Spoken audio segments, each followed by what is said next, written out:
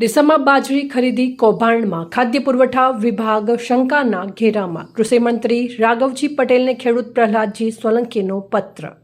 ડીસા તાલુકામાં ટેકાના ભાવે બાજરીની ખરીદીમાં ચાલી રહેલી ગેરરીતિનો મુદ્દો હવે વધુ ગંભીર બન્યો છે।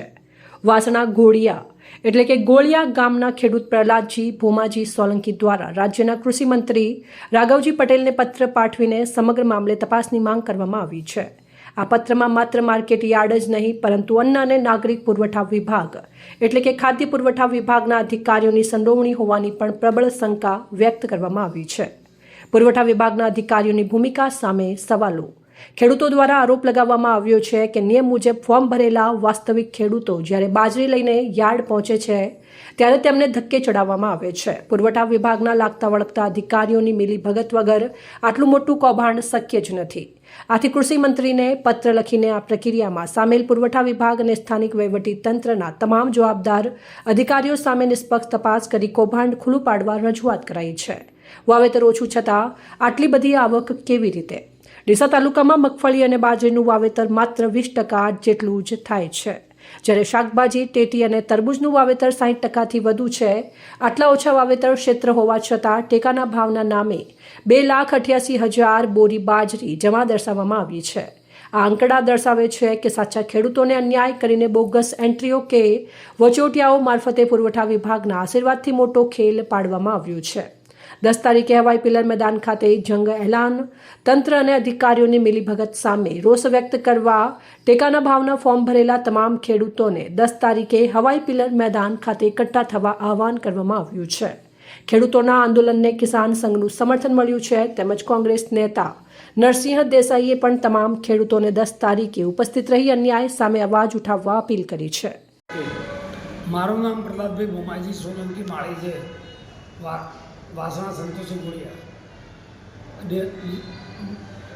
એપ્રિલ મહિનામાં પુરવઠા ખાતાની સરકારે બાજરી ખરીદવાનું નક્કી કરેલ અને તેમાં 15 તારીખથી 30 તારીખના વચ્ચે અમે 20 તારીખની અમારી બાજરીની નોંધણી કરાવેલ અને તલાટી અને ગ્રામ સેવકના તમામ પુરાવાઓ સાથે રજૂઆત કરેલી અને ઓનલાઈન બાજરીની નોંધણી કરેલી અને એના પછી જ્યારે સરકારે બાજરી ખરીદવાનું ચાલુ કરેલ ત્યારે અમને ખબર પડતો। અમે 5-7 દિવસ પછી ત્યાં તપાસ કરવા ગયેલા ત્યારે ત્યાંના સાહેબે અમને એમ કીધેલું કે તમારી બાજરી 18 તારીખની હાલમાં લેવાનું ચાલુ છે, તમારે 20 તારીખની નોંધણી છે એટલે તમને મેસેજ પડે તમારે આવવાનું 4 થી 5 દિવસ લાગશે। એટલે અમે 10 દિવસ સુધી રાહ દેખી, અમને કોઈ મેસેજ મળ્યા નહીં।